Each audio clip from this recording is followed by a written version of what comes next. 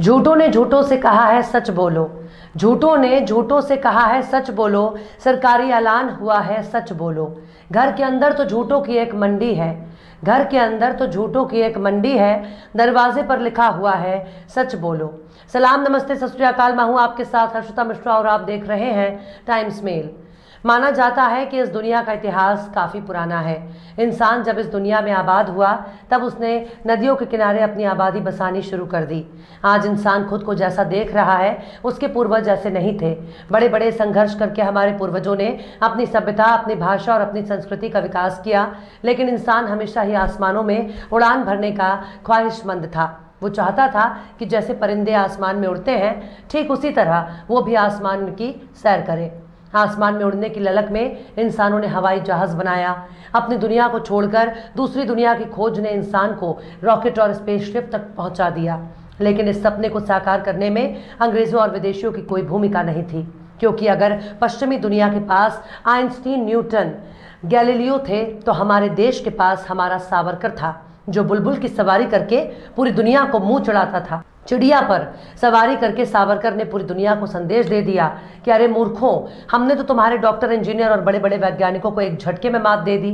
सावरकर ऐसे वीर पुरुष हैं जो अंग्रेजों की रोटियां खा खा कर अपना वजन बढ़ा लेते हैं, लेकिन एक भारी भरकम शरीर को बहुत ही आसानी से दीवारों के आर पार निकाल देते थे। भले ही उस दीवार में एक छेद ना हो, लेकिन हमारे माननीय सावरकर इतने बड़े वीर थे कि फिजिक्स, केमिस्ट्री और बायोलॉजी को गलत साबित करते हुए 100 ग्राम की चिड़िया के पंखों पर बैठकर विदेशियों को मुंह तोड़ जवाब दिया करते थे। वाकई हमारे सावरकर बाबू को ऐसे ही वीर नहीं कहा जाता। सावरकर के चमत्कार के आगे हवाई जहाज की क्या औकात, और वो सावरकर को इंसान कहना भी सावरकर का बहुत बड़ा अपमान होगा। शायद सावरकर बाबू को ईश्वरीय शक्ति प्राप्त थी।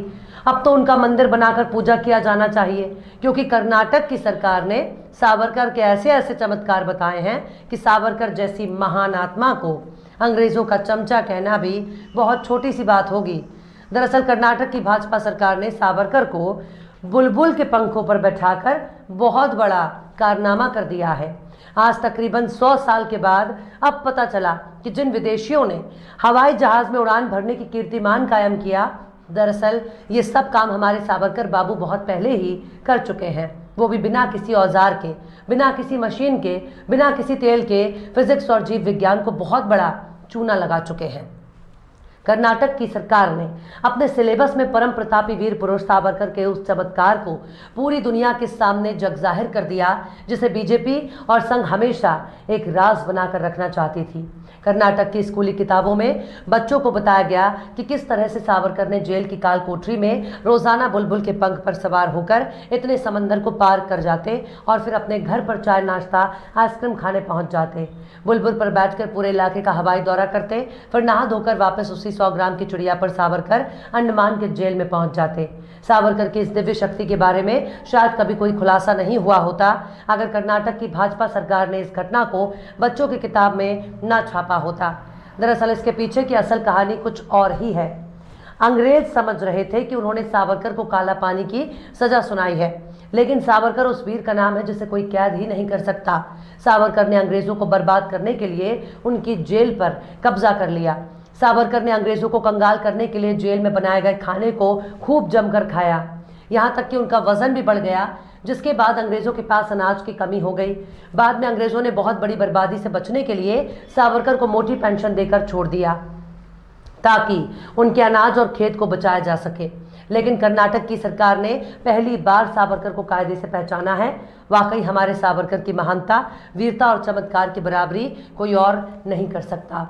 काश उस बुलबुल पर सवार होने का मौका हमारे देश के नेताओं को मिलता तो सोचिए हमारे देश के करोड़ों रुपए बच जाते। आखिर कैसे बड़े बड़े चमत्कार करते थे हमारे वीर सावरकर। आखिर कैसे आसमान में छेद करने में माहिर थे सावरकर।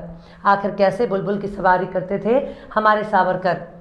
आखिर कैसे 100 ग्राम की चिड़िया पर बैठते थे दिव्य पुरुष सावरकर महाराज। आखिर कैसे भाजपा सरकार ने कायम कर दिया मूर्खता का नया कीर्तिमान। बताएंगे आपको और भी बहुत कुछ, लेकिन आप अगर हमारे चैनल पर नए हैं और पहली बार हमारी वीडियो को देख रहे हैं तो आप हमारे चैनल टाइम्स मेल को सब्सक्राइब कर लें, वीडियो को लाइक कर दें और बेल आइकन का नोटिफिकेशन बटन भी प्रेस कर दें ताकि बिना देरी हमारी हर खबर आपको मिलती रहे। लौटते हैं अब खबर की तरफ। हमारे देश में बहुत बड़े बड़े चमत्कार हो चुके हैं। बहुत बड़े बड़े संत और महात्माओं ने इस भारत भूमि पर जन्म लिया है, लेकिन भारतवर्ष की इस पावन भूमि पर जन्म लेकर पूरे देश पर जो एहसान वीर सावरकर ने किया है वो शायद ही कोई कर सकता है। सबसे बड़ा एहसान तो बीजेपी ने भारत की शिक्षा व्यवस्था पर किया है। एक तरफ सरकार स्कूलों को खत्म करने के लिए तरह तरह के नाटक किए जा रहे हैं, वहीं दूसरी तरफ असम में सरकारी स्कूलों को बड़े ही शान से बंद किया जा रहा है। वहीं इन सबको मात देकर कर्नाटक की भाजपा सरकार ने दुनिया के बड़े बड़े वैज्ञानिकों को मुंह तोड़ जवाब दिया और सिलेबस में वीर सावरकर के अध्याय को शामिल करके बता दिया कि चिड़िया पर सवारी करके बादलों में कैसे छेद किया जाता है। दरअसल कर्नाटक की सरकार बच्चों को एकदम बर्बाद करने के लिए सावरकर के एक ऐसे मनगढ़ंत और फर्जी किस्से को सिलेबस में शामिल किया जिसके बाद पूरे देश में हंगामा हो गया।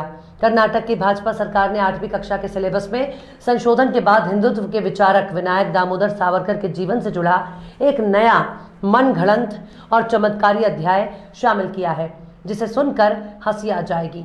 कर्नाटक सरकार ने बच्चों की किताब में कन्नड़ भाषा में लिखा कि बुलबुल के पंख पर बैठकर जेल से बाहर निकलते थे वीर सावरकर। वाकई सावरकर बहुत महान थे, उनसे भी महान वो बुलबुल रही होगी जिसने उस महान पुरुष को अपने पंखों पर बैठाकर भारत में चमत्कार का नया वर्ल्ड रिकॉर्ड कायम किया। ये किताब में लिखा गया है कि सावरकर जब अंडमान निकोबार द्वीप की जेल में कैद थे तब बुलबुल पक्षी के पंख पर बैठकर अपने देश को देखने आते थे। बताया जा रहा है कि कक्षा 8वीं की इस किताब में पहले ये चैप्टर शामिल नहीं था, इसे हाल ही में नए संशोधन के बाद जोड़ा गया। दरअसल सरकार ने किताब में संशोधन की जिम्मेदारी रोहित चक्रतीर्थ की अध्यक्षता में रिवीजन कमेटी को सौंपी थी। हालांकि अब ये कमेटी भंग कर दी गई है। रिवीजन कमेटी के संशोधन के बाद कन्नड़ भाषा की 8वीं कक्षा की पाठ्यपुस्तक में उस चिड़िया के पंख पर सवारी करने वाले उस महान आत्मा की वीरता के फर्जी बखान किए गए। कर्नाटक में 8वीं कक्षा के छात्रों के लिए निर्धारित दूसरी भाषा कन्नड़ है।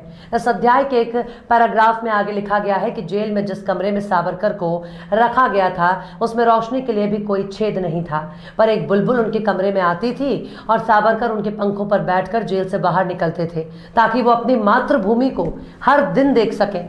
मतलब कल तक IT सेल वाले बाल मोदी के किस्से सुनाया करते थे, लेकिन अब सावरकर का ऐसा कारनामा कर्नाटक की सरकार सुनाएगी, ऐसा तो किसी ने सपने में भी नहीं सोचा होगा। पता नहीं कर्नाटक के शिक्षा विभाग भारतीय गांजे का सेवन किया था या किसी विदेशी गांजे को चिलम चढ़ाकर सावरकर को बुलबुल के पंख पर बैठा दिया। इससे पहले भी सावरकर कर्नाटक में एक विवाद बन चुके हैं। अभी हाल ही में सावरकर तस्वीर लगाने को लेकर एक विवाद छिड़ गया था, जिसके बाद कर्नाटक कुछ इलाके में कर्फ्यू लगाने पड़े। कर्नाटक वही सूबा है जहां शिक्षा में भ्रष्टाचार का बहुत आरोप भाजपा की सरकार पर लगा है। अभी हाल ही की खबर आई थी कि कर्नाटक के 13,000 स्कूलों ने PM मोदी को खत लिखकर मुंबई सरकार पर भ्रष्टाचार का आरोप लगाया है, जिसमें बताया गया है कि किस तरह से प्राइवेट स्कूलों को मान्यता देने के लिए बड़े पैमाने पर रिश्वतखोरी का खेल चल रहा है। प्राइमरी और सेकेंडरी स्कूलों के एसोसिएटेड मैनेजमेंट और the registered and aided private school management association ने PM मोदी से कर्नाटक के शिक्षा विभाग द्वारा शैक्षणिक संस्थानों को मान्यता प्रमाण पत्र जारी करने के लिए रिश्वत मांगने का आरोप लगाया है। इस मामले में PM मोदी से दखल देने की अपील की गई है। कर्नाटक वही सूबा है जहां बीजेपी के सत्ता में आने के बाद लोगों को दिलों को धर्म पर आधार पर बांटने का सिलसिला शुरू हो गया। इसी साल कर्नाटक में कई मौकों पर हिंदू मुस्लिम एक दूसरे के आमने सामने खड़े नजर आए। भाजपा की सरकार ने कर्नाटक की बहुसंख्यक आबादी के लिए हिजाब को बहुत बड़े अपराध के तौर पर पेश किया, जिसको लेकर आज भी विवाद कायम है। अल्पसंख्यकों के आर्थिक बहिष्कार का ऐलान भी इसी कर्नाटक में किया जा चुका है, लेकिन कर्नाटक की सरकार इन घटनाओं को चुपचाप होने दे रही है। हालांकि सावरकर के नाम पर इस तरह की बोगस और अंधविश्वास को बच्चों के किताब में शामिल करके ये बता दिया है कि एजुकेशन उसके एजेंडे का हिस्सा नहीं है। कर्नाटक की सरकार ने इन हरकतों से साफ संदेश दे दिया है कि उसके पास बुलबुल, तोता, मैना, कबूतर और छछूंदर की किस्सों की कोई कमी नहीं, कमी तो है बस एजुकेशन की। और चलते चलते आखिर में मिर्ज़ा गालिब ने भी क्या खूब फरमाया है, हमको मालूम है जन्नत की हकीकत लेकिन हमको मालूम है जन्नत की हकीकत लेकिन दिल के खुश रखने को गालिब ये ख्याल अच्छा है। फिलहाल इस वीडियो में बस इतना ही।